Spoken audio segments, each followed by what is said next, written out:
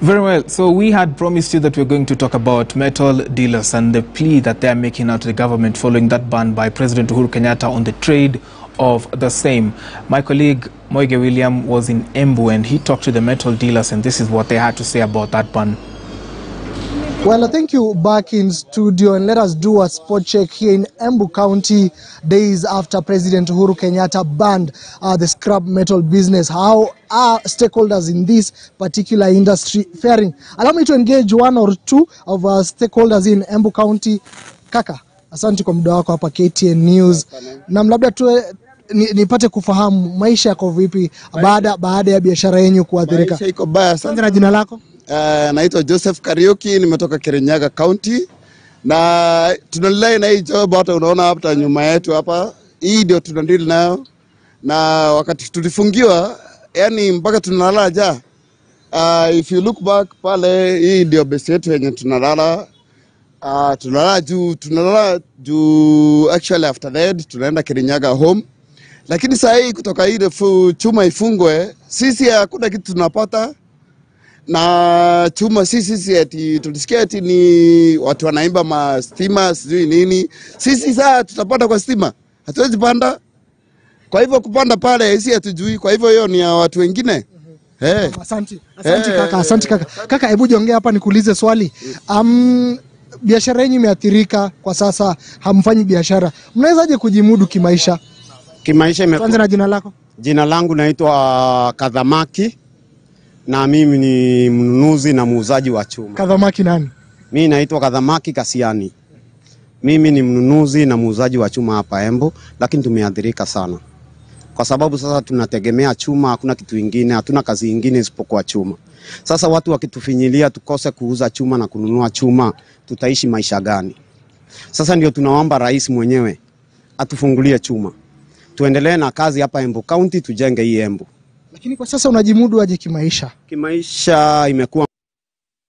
Very well. So that is my colleague Moige William. Of course, we'll be giving you so much more on that in the subsequent show, Business Today at 3 p.m. with Noah Kipkemboi. But then let's give you a bit of data on the outlook of the scrap metal industry and the trade that has been thriving in the country before President Uhuru mid last month imposed that ban. Of course, this move was seen as one to curtail, vandalism that we have seen, and of course there are suspects that have been arrested, and there's a bridge that was actually vandalized back in Ukambani. So let's give you a bit of data on the same.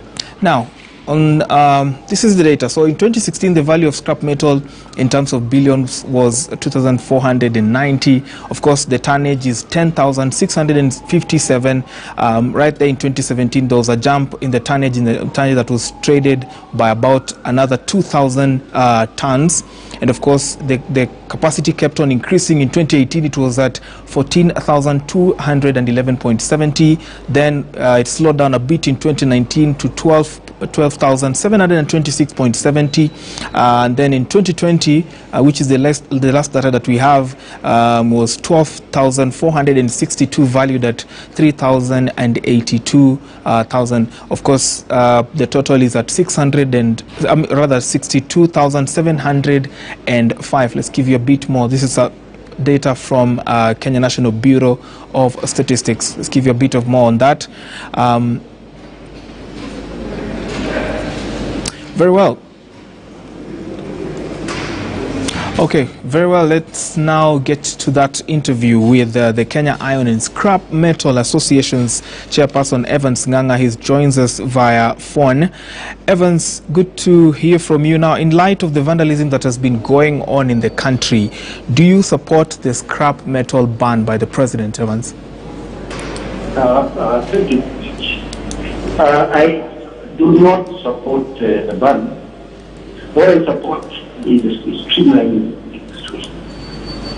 I want to correct you first. The narrative of scrap metal is a colonial narrative. When they were registering the dealers then. Right now the narrative is scrap, the metal recycle industry. That is the narrative currently. And hello? Hello? We can hear you, Evans. Go on. Carry on. Okay. But we do not support the ban, but we want to streamline the industry. And as you mentioned in your figures, out of 62,000 tons, or about 10,000 tons, what you just mentioned, the value of vandalism there, the rate of vandalism there is very, very minimal. So those are the things those are the people that you want to pluck out. You want to straighten our industry so that these issues of embarrassment, we get rid of them. When you say there's comparatively bigger magnitude of effect with regard to the vandalism that we are seeing, how many people have been affected, and what are the volumes of trade that have been affected by the ban? We are talking about one thing is in terms of resource. We are talking about 2 million worth of human resource. We are talking about from 200 to half a billion worth of turnovers every day. So you can imagine that type of business, the people the families that it's catering for. So the level of both human resource and monetary resource is very, very high. Right now, as you're speaking, people are suffering so much. Their kids who've been sent away from schools. You heard the gentleman say, this is their lifeline. So what do you expect of us? I hear you. In your own sentiments, the move by the president was reactionary. What then would you recommend as an association chair?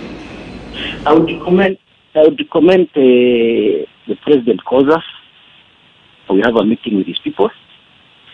We have already given guidelines that we feel that they should be followed so that our business can return to normality.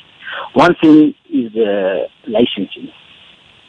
For a long time, even during the 70s and 80s, licensing was purely done by the police, the trade ministry, and the county council. For example, the police, you could not have gotten the license if you didn't have your fingers taken. That's like what they do at the CAG now. The trade ministry used to come to every business to inspect whatever the dealers are buying. So these are the things that we feel should come back. And these are the guidelines that we're giving to the government. Talk to us as stakeholders. We sit down and see the way forward. And we definitely know that we are going to get to a point whereby the government is going to revert us back to business.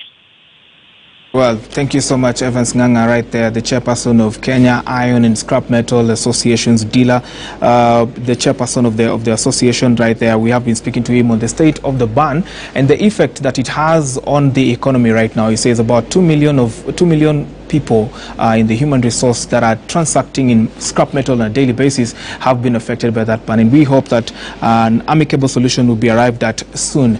Now, on this week's episode of The Innovator, we focus on a startup that is enabling access of emergency services like security and ambulance services for health